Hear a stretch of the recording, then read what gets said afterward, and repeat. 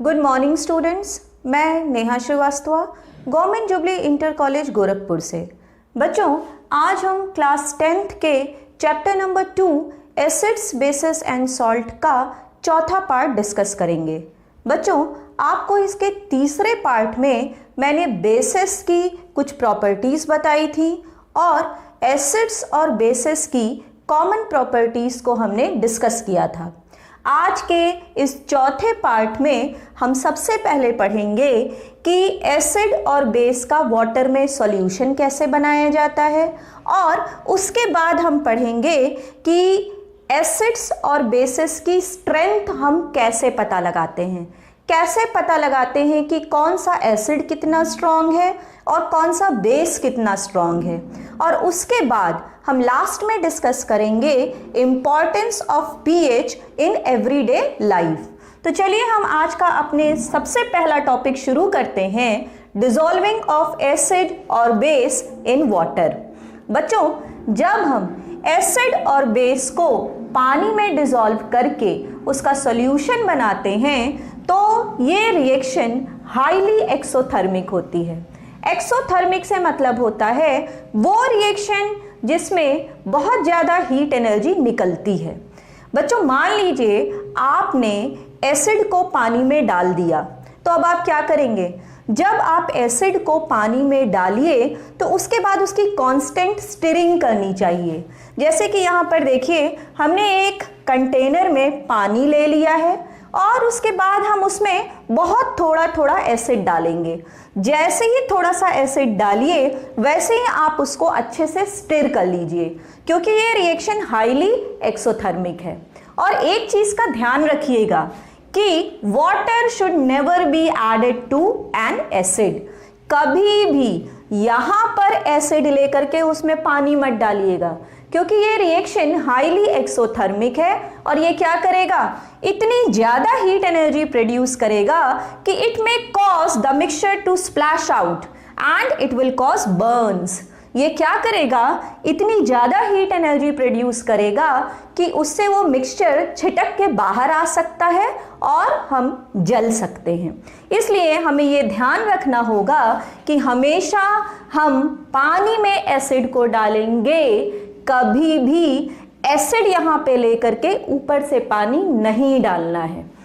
अब उसके बाद आप देखिए, जब इस तरह से आप एसिड या बेस का वाटर में सॉल्यूशन तैयार कर लेंगे तो उससे होगा क्या? बच्चों, जब आप एसिड और बेस का एक्वस सॉल्यूशन तैयार कर लेंगे तो it will result in decrease in concentration of hydronium ion और OH ion per unit volume. क्या होगा? आपको पता है कि एसिड की acidic property it is due to presence of hydronium ion और बेस अपनी बेसिक प्रॉपर्टी शो करता है that is due to presence of OH ion. तो जब आप एसिड या बेस का वाटर में सॉल्यूशन तैयार कर लेंगे तो क्या होगा? एसिड अगर होगा तो उसमें हाइड्रोजन आयन या हाइड्रोनियम आयन की कंसंट्रेशन कम हो जाएगी और बेस होगा तो उसमें OH आयन की कंसंट्रेशन कम हो जाएगी। तो इस तरह से हम एसिड या बेस का वाटर में सॉल्यूशन तैयार कर लेते हैं। आइए अब हम अपना अगला टॉपिक शुरू करते हैं। बच्चों, अब हम जो टॉपिक पढ़ेंगे वो है हाउ स्ट्रॉन्ग आर एसिड और बेस सॉल्यूशन। इसमें हम क्या पढ़ेंगे? बच्चों, मान लीजिए कि मैंने आपको 2 एसिड सॉल्यूशन दे दिए और मैंने आपसे पूछा कि बताइए कि कौन सा सॉल्यूशन स्ट्रॉन्ग है और कौन सा सॉल्यूशन वीक है। तो अब आप कैसे पता लगाएंगे? बच्चों, आपको पहले वीडियो में मैंने इंडिकेटर्स के बारे में बताया था, लेकिन वहाँ पर हमने जिन इंडिकेटर्स का यूज़ किया था वो सिर्फ ये बता सकते थे कि दिया गया सॉल्यूशन एसिडिक है या बेसिक है। वो ये नहीं बता सकते थे कि 2 एसिडिक सॉल्यूशन में से किसकी स्ट्रेंथ ज़्यादा है, किसकी स्ट्रेंथ कम है। मान लीजिए यहाँ पर मैंने 2 सॉल्यूशन ले लिया, दोनों में एसिड है। एक में आप मान लीजिए सल्फ्यूरिक एसिड है और एक में आप मान लीजिए विनेगर या एसिटिक एसिड है। यहाँ पर एसिटिक एसिड है। अब हम कैसे पता लगाएंगे कि कौन सी एसिड स्ट्रांग है और कौन सी एसिड वीक है? अगर मान लीजिए आपने लिटमस पेपर का यूज किया, तो लिटमस पेपर क्या करता है? एसिडिक सॉल्यूशन में जब हम लिटमस पेपर का यूज करते हैं तो ब्लू लिटमस रेड में कन्वर्ट हो जाता है। तो ब्लू लिटमस रेड में यहाँ पर भी कन्वर्ट होगा और ब्लू लिटमस रेड में यहाँ पर भी कन्वर्ट हो जाएगा। तो इससे हमें सिर्फ ये पता चलेगा कि ये दोनों सॉल्यूशन एसिडिक हैं। ये नहीं पता चलेगा कि किस सॉल्यूशन की स्ट्रेंथ ज़्यादा है और किस सॉल्यूशन की स्ट्रेंथ कम है। तो ये पता लगाने के लिए कि कौन सा सॉल्यूशन कितना स्ट्रॉन्ग है, अब हम क्या करेंगे बच्चों? इसके लिए अब हम यूनिवर्सल इंडिकेटर्स का यूज करते हैं। यूनिवर्सल इंडिकेटर्स का यूज करके हम दो एसिडिक सॉल्यूशन या दो बेसिक सॉल्यूशन में से बता सकते हैं कि कौन वाला सॉल्यूशन स्ट्रॉन्ग है और कौन वाला सॉल्यूशन वीक है। क्या होते हैं ये यूनिवर्सल इंडिकेटर्स? बच्चों, universal indicator is a mixture of several indicators. ये कई इंडिकेटर्स का मिक्सचर होता है। It shows different colours at different concentration of hydrogen ion in solutions. बच्चों, ये जो यूनिवर्सल इंडिकेटर होता है ये अलग अलग हाइड्रोजन आयन कंसेंट्रेशन पर अलग अलग कलर देता है, जिससे हम पहचान कर सकते हैं कि कौन सा सॉल्यूशन स्ट्रॉन्ग है और कौन सा सॉल्यूशन वीक है। फिर देखिए, paper impregnated with universal indicator is used for measuring pH. यहाँ पर हमने बताया कि पेपर इम्प्रेग्नेटेड, इसका क्या मतलब है? इसका मतलब है कि हम यूनिवर्सल इंडिकेटर को लेकर के उसमें पेपर को सोक करा देते हैं और जब वो paper soaked with universal indicator मिलता है तो it is used for measuring pH और इससे हम तैयार करते हैं पीएच पेपर। तो आइए अब जानते हैं कि ये पीएच पेपर से हम कैसे मेजर करेंगे कि किस सॉल्यूशन की स्ट्रेंथ कैसे निकाली जाती है। बच्चों, पीएच पेपर पर 0 से लेकर के 14 तक के नंबर्स लिखे होते हैं। 0 का क्या मतलब होता है? 0 का मतलब देखिए यहाँ पे लिखा है वेरी एसिडिक, 7 का मतलब न्यूट्रल और 14 का मतलब वेरी एल्केलाइन। बच्चों, ये जो पीएच पेपर है इसमें पीएच का फुल फॉर्म क्या होता है? पीएच का फुल फॉर्म है पोटेंशियल ऑफ हाइड्रोजन। इससे हम हाइड्रोजन आयन की कंसंट्रेशन को मेजर करते हैं। कैसे मेजर करते हैं आप ये देखिए। बच्चों, आप यहाँ पर देख सकते हैं कि यहाँ पर हमने रिप्रेजेंट किया है कि हाइड्रोजन आयन की कंसंट्रेशन सबसे ज़्यादा है। तो 0 जहाँ पे लिखा है वहाँ पर हाइड्रोजन आयन की कंसंट्रेशन सबसे ज़्यादा है। उसके बाद आप देखिए ये हाइड्रोजन आयन की कंसंट्रेशन घटती चली जाती है और 14 तक आते आते सबसे कम हो जाती है। तो आप क्या देख रहे हैं? जैसे जैसे हाइड्रोजन आयन का कंसंट्रेशन घट रहा है, जो पीएच वैल्यू है वो बढ़ती जा रही है। ठीक है, अब आप अगला देख लिए। Value less than 7 is acidic. अगर वैल्यू जो है वो 7 से कम आती है तो दिया गया सॉल्यूशन एसिडिक है। वैल्यू एग्जैक्टली 7 आती है तो दिया गया सॉल्यूशन न्यूट्रल है। वैल्यू 7 से ज़्यादा आती है तो दिया हुआ सॉल्यूशन बेसिक नेचर का है। फिर यहाँ पर अभी मैंने आपको बताया था, ये पॉइंट बहुत इंपॉर्टेंट है। Higher the hydronium ion concentration lower the pH value. Hydrogen ion या हाइड्रोनियम आयन का कंसंट्रेशन जितना ज़्यादा होगा पीएच वैल्यू उतनी ही कम होगी। कुछ एग्जाम्पल आप देखिए, जैसे गैस्ट्रिक जूस, इसकी जो पीएच होती है 1.2, मतलब ये एसिडिक होता है। फिर आप ब्लड का पीएच देखिए 7.4, स्लाइटली एल्कलाइन कह सकते हैं आप। फिर मिल्क ऑफ मैग्नीशिया की पीएच अराउंड 10 होती है, इसका मतलब ये बेसिक होता है। तो इस तरह से हम पीएच पेपर का यूज करके दो एसिडिक दो बेसिक सॉल्यूशंस को डिफरेंशिएट कर सकते हैं कि कौन वाला कंपैरेटिवली स्ट्रॉन्गर है और कौन वाला कंपैरेटिवली वीकर है। तो आइए अब इसके बाद हम अपना आज का आखिरी टॉपिक पढ़ेंगे, importance of pH in everyday life. तो चलिए बच्चों, अब हम शुरू करते हैं importance of pH in everyday life. ये हमारा आज का आखिरी टॉपिक है। बच्चों, हम सबसे पहले अपनी खुद की बॉडी से शुरू करेंगे। हमारी बॉडी का पीएच रेंज 7 से 7.8 के बीच में होता है। इतना नैरो पीएच रेंज होता है हमारी बॉडी का। अगर ये पीएच रेंज डिस्टर्ब हो जाए तो हमारी बॉडी के सारे सिस्टम्स अफेक्टेड हो जाते हैं और ठीक से काम करना बंद कर देते हैं। फिर अगला देखिए बच्चों, अगर जो एक्वेटिक एनिमल्स होते हैं वो जिस पानी में रहते हैं उसकी पीएच अगर 5.6 या 5.5 से कम हो जाए तो एक्वेटिक लाइफ के लिए एक थ्रेट हो जाता है।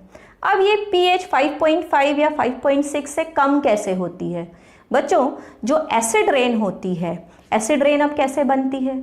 एसिड रेन जब रेन वाटर एटमॉस्फेयर में प्रेजेंट अलग अलग गैसेस जैसे carbon dioxide, nitrogen dioxide, sulphur dioxide gases से मिल जाती है तो रेन वाटर को एसिडिक कर देती है और इसी को हम बोलते हैं एसिड रेन।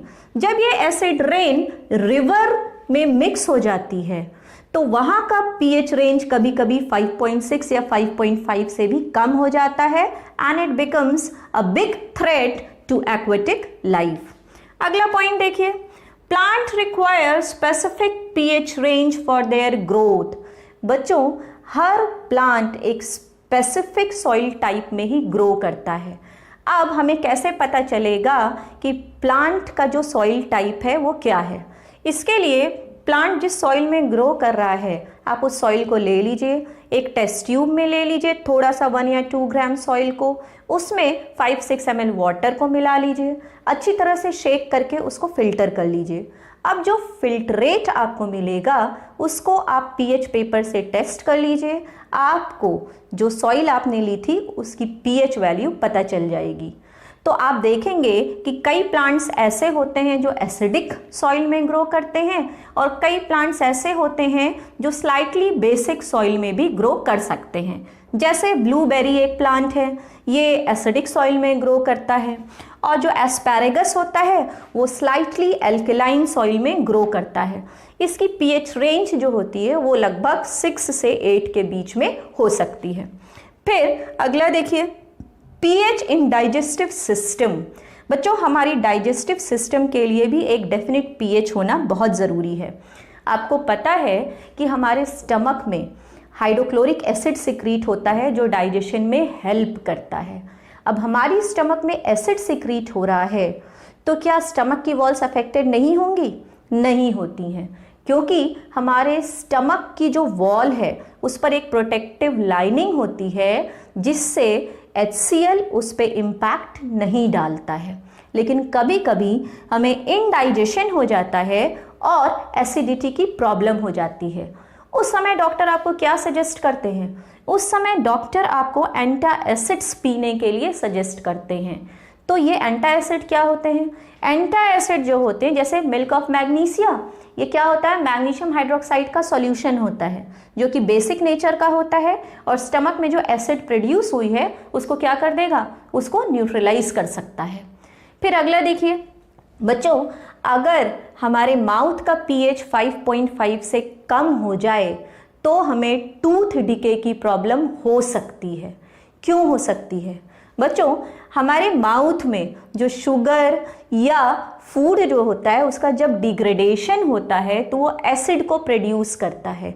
अब ये एसिड हमारे इनामिल को अटैक कर देता है और उसको कोरोड करने लगता है।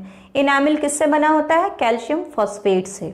तो वो एसिड से रिएक्ट कर जाता है और वो एसिड जो है कैल्शियम फॉस्फेट से बने इनामिल को कोरोड कर देता है। तो उससे बचने के लिए हमें क्या करना चाहिए? उस एसिड को ही हमें न्यूट्रलाइज कर देना चाहिए। इसीलिए we use toothpaste which is basic in nature. हमें जो टूथपेस्ट यूज करना चाहिए वो बेसिक नेचर का यूज करना चाहिए। फिर अगला देखिए, पीएच की एक और इंपॉर्टेंस होती है self defence by animals and plants. इसको आपने कई बार फील भी किया होगा। हनी बी का जो स्टिंग होता है, उसकी स्टिंग से क्या होता है, इट लीव्स एसिड। जहाँ पे हनी बी आपको अटैक करेगी वहाँ पर आपने देखा होगा कि इरिटेशन और इचिंग जैसी प्रॉब्लम हो जाती है। क्यों हो जाती है? क्योंकि उसने जब अपना स्टिंग इंजेक्ट किया तो उसके साथ में उसने आपकी बॉडी में एसिड को छोड़ दिया, जिसकी वजह से आपको इरिटेशन शुरू हो गई। इसी तरह से एक प्लांट होता है नेटल।